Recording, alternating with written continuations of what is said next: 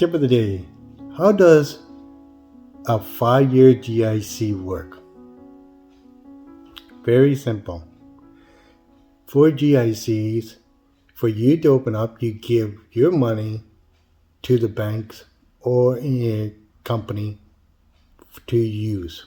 So you give, say, for example, $100,000 you give to a bank or a company, they're going to be using the money.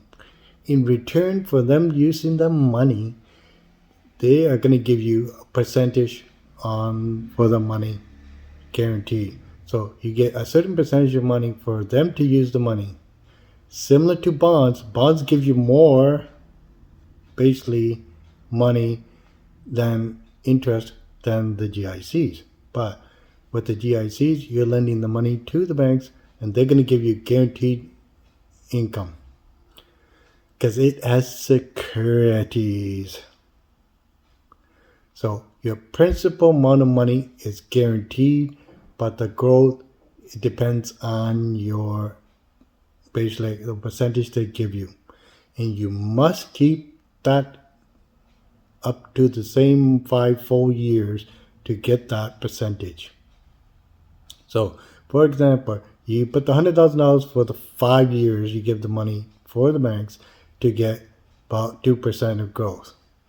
But on the other hand, inflation is running at 3.5%, so you're losing on 1.5% each time over the years.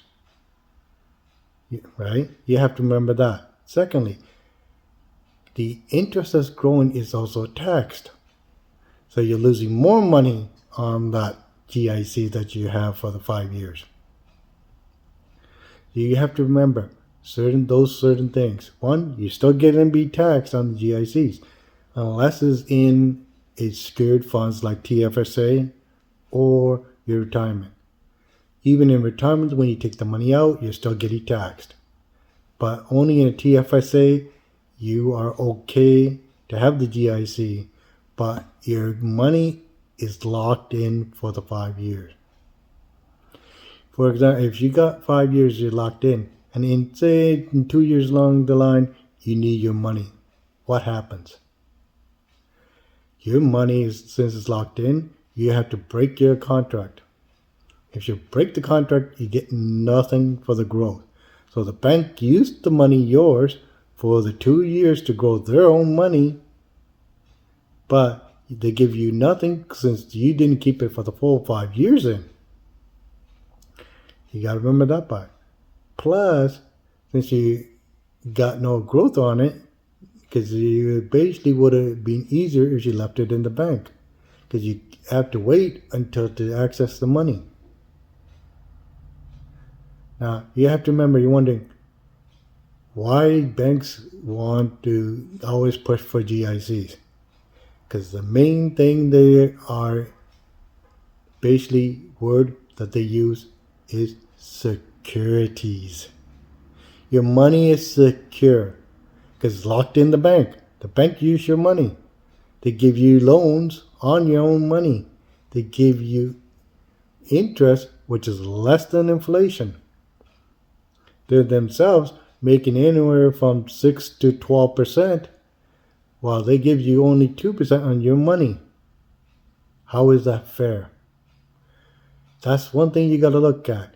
But if you're getting a 5-year GICs and you want it badly, get the convertible ones, one that you can break any time. So it's renewable each time. So anywhere down 2 years line, you get paid for the 2 years at least, and you can take that money out, and you don't have to worry about the other 3 years then. So at least you have the money on hand. Some company or banks will not give you the money because these full 5 years are not up. So your money is locked in. You have to check with individually each banks and institutions.